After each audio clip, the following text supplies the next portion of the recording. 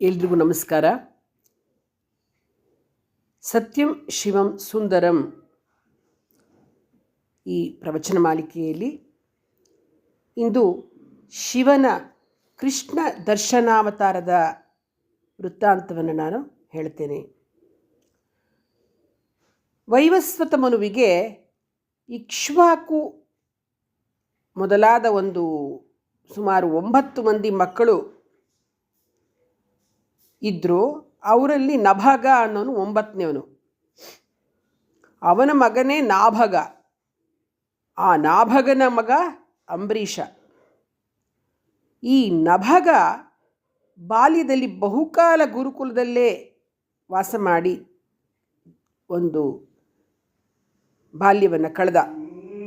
ಈ ಅವಧಿಯಲ್ಲಿ ಆತನ ಅಣ್ಣಂದಿರು ತಂದೆಯ ಸಂಪತ್ತೆಲ್ಲವನ್ನೂ ತಾವೇ ಹಂಚಿಕೊಂಡು ಅನುಭವಿಸ್ತಾ ಇದ್ಬಿಟ್ರು.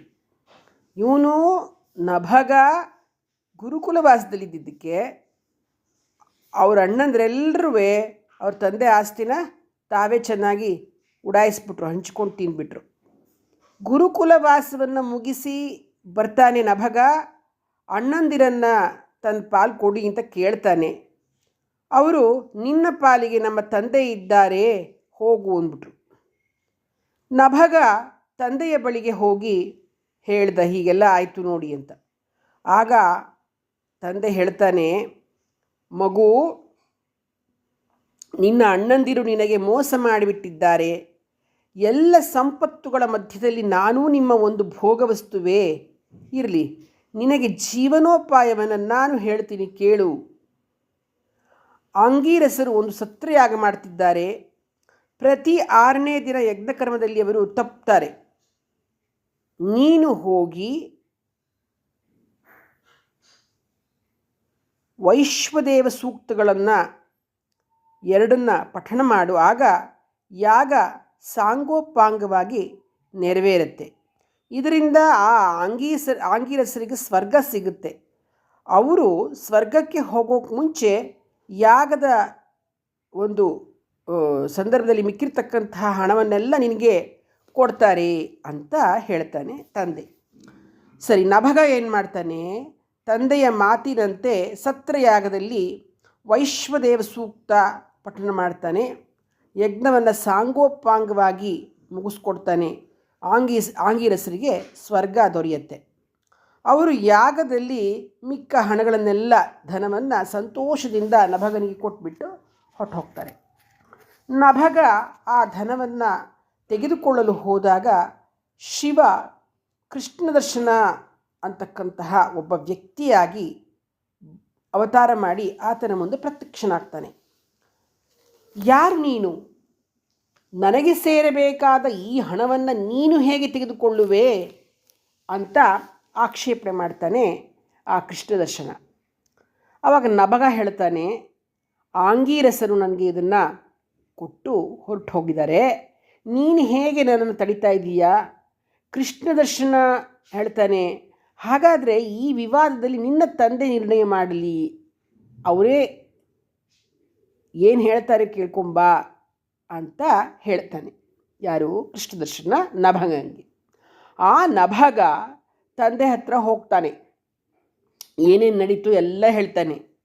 ಯಾರ ಪಕ್ಷ ನ್ಯಾಯಸಮ್ಮತ ಅಂತ ಕೇಳ್ತಾನೆ. ವೈವಸ್ವತ ಮನು ಒಮ್ಮೆ ಶಿವನನ್ನು ಧ್ಯಾನ ಮಾಡ್ತಾನೆ. ಆಗ ಗೊತ್ತಾಗೋಯ್ತು ಇದು ಯಾರು, ಇವನು ಈ ಕೃಷ್ಣ ದರ್ಶನ ಯಾರು ಏನು ಎತ್ತ ಅಂತ ಗೊತ್ತಾಗೋಯ್ತು. ಆವಾಗ ಹೇಳ್ತಾನೆ, ಮಗು, ಆತನಾರು ಗೊತ್ತೇ, ಸಾಕ್ಷಾತ್ ಶಿವ. ಪ್ರಪಂಚ ಎಲ್ಲವೂ ಆತನದೇ ಆಗಿದೆ. ಯಜ್ಞದಲ್ಲಿ ಉಪಯೋಗಿಸಿ ಮಿಕ್ಕ ವಸ್ತುಗಳಂತೂ ಅವನಿಗೆ ಸೇರಬೇಕಾಗಿರ್ತಕ್ಕಂಥದ್ದು. ಅವು ರುದ್ರಭಾಗ ಅಂತಲೇ ಅದಕ್ಕೆ ಹಿಂದಿನವರು ಹೇಳಿದ್ದಾರೆ. ಅಂದರೆ ಏನೇನು ಮಿಕ್ಕಿರುತ್ತೋ ಯಜ್ಞದಲ್ಲಿ ವಿಶೇಷ ವಸ್ತುಗಳು ಏನೇನು ಉಳಿದಿರುತ್ತೋ, ದನಗಳಾಗಲಿ, ಹಣ ಆಗಲಿ ಅಥವಾ ಯಾವುದೇ ವಸ್ತು ಆಗಲಿ ಎಲ್ಲ ರುದ್ರಭಾಗ ಅಂತ ಕರೀತಾರೆ. ಈಗ ಅದು ಶಿವನ ಅದು ಸ್ವತ್ತದು. ಆ ಶಿವನೇ ಸಾಕ್ಷಾತ್ತಾಗಿ ಬಂದ್ಬಿಟ್ಟಿದ್ದಾನಲ್ಲ, ಅದರಿಂದ ನಿನ್ನನ್ನು ಅನುಗ್ರಹಿಸುವ ಸಲುವಾಗಿ ಅವನು ಬಂದಿರೋದು. ಹೋಗಿ ಅವನನ್ನು ಕ್ಷಮೆ ಕೇಳ್ಕೊಂಬ ಅಂತ ತಂದೆ ಹೇಳ್ತಾನೆ. ಆಗ ನಭಗ ಕೃಷ್ಣದರ್ಶನನ ಬಳಿಗೆ ಹೋಗಿ ವಿನಯದಿಂದ ನಮಸ್ಕರಿಸಿ, ಸ್ವಾಮಿ, ಎಲ್ಲ ವಸ್ತುಗಳು ನಿನ್ನವು ಅಂತ ನನಗೆ ನಮ್ಮಪ್ಪ ಹೇಳಿದ್ದಾರೆ, ನನ್ನ ತಪ್ಪನ್ನು ಮನ್ನಿಸು ಅಂತ. ಅಷ್ಟರಲ್ಲಿ ಮನುನೂ ಕೂಡ ಅಲ್ಲಿಗೆ ಬರ್ತಾನೆ. ಶಿವನನ್ನು ನಮಸ್ಕರಿಸಿ ಸ್ತೋತ್ರ ಮಾಡ್ತಾನೆ. ವಿಷ್ಣು, ಬ್ರಹ್ಮ ಮೊದಲಾದ ದೇವತೆಗಳು, ಋಷಿಗಳು, ಸಿದ್ಧರು ಎಲ್ಲರೂ ಕೂಡ ಅಲ್ಲಿ ಬಂದು ಒಂದು ದೊಡ್ಡ ಉತ್ಸವವನ್ನೇ ಆಚರಿಸ್ತಾರೆ.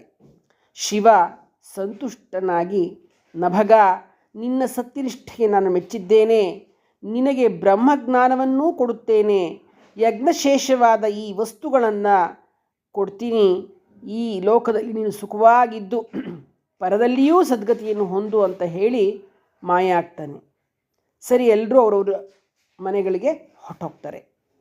ಈ ಕಥೆಯನ್ನು ಕೇಳಿದ್ರೆ ಮುಕ್ತಿಪ್ರದವಾಗಿರ್ತಕ್ಕಂಥದ್ದು, ಜ್ಞಾನದಾಯಕವಾಗಿರ್ತಕ್ಕಂಥದ್ದು ಅಂತ ಶಿವಪುರಾಣದಲ್ಲಿ ನಮಗೆ ತಿಳಿಸ್ಕೊಟ್ಟಿದ್ದಾರೆ. ಧನ್ಯವಾದಗಳು.